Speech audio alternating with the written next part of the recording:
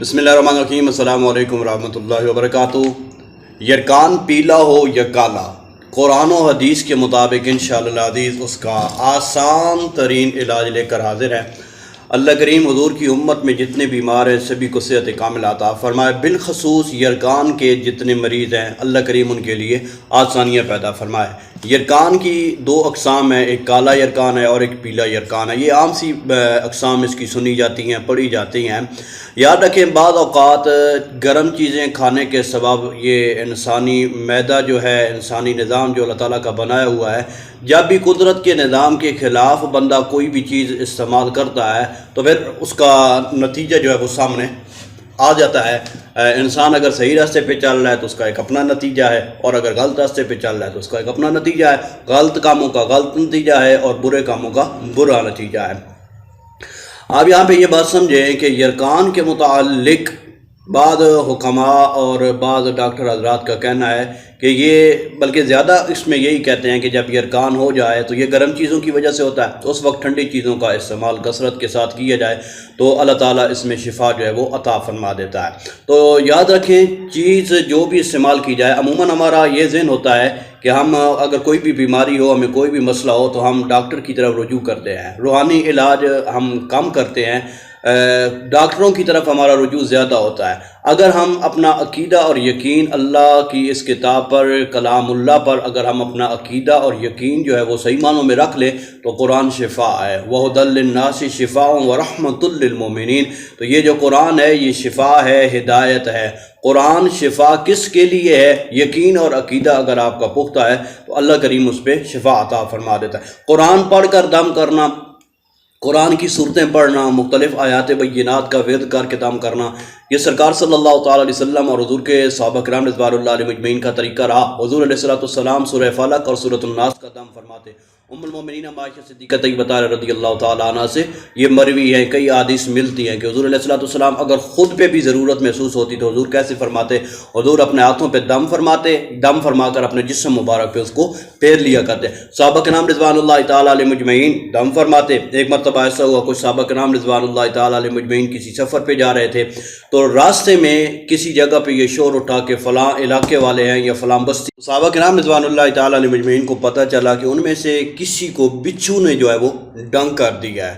تو صحابہ کرام رضوان اللہ تعالیٰ علیہ مجمعین کی مقدس جماعت، انہوں نے دیکھا بندے بڑے برکتوں والے ہیں، متبرک ہیں، نورانی چہرے ہیں، مقدس ہستیاں ہیں، چہرے پہ داڑیاں ہیں، بڑے تہذیب اور ادب کے ساتھ بات کرنے والے ہیں۔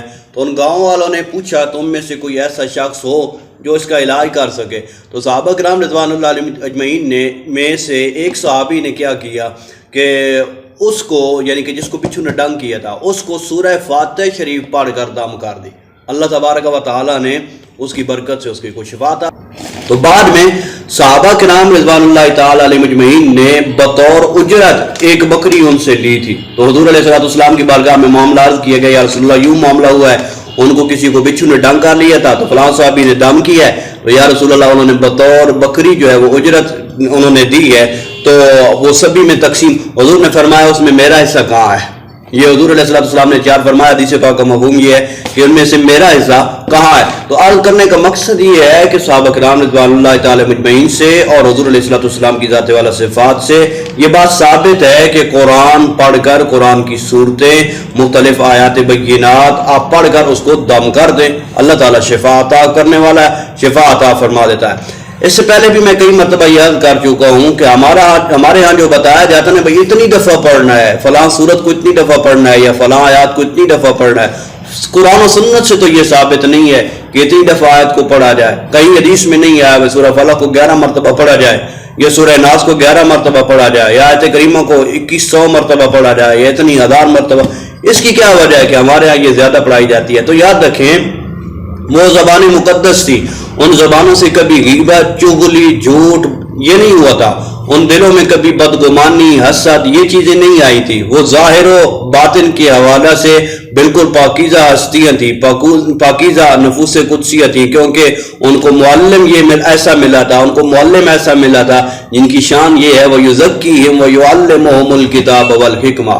تو اللہ تبارک و تعالیٰ نے اپنے محبوب صلی اللہ تعالیٰ علیہ وسلم کی برکت سے ان کے ظاہر و باطن کو پاکیزہ فرمایا۔ ان کی زبانیں پاکیزہ تھیں، وہ ایک دفعہ پڑھتے ہیں کام ہو جاتا ہے، وہ ارادہ کرتے ہیں کام ہو جاتا ہے۔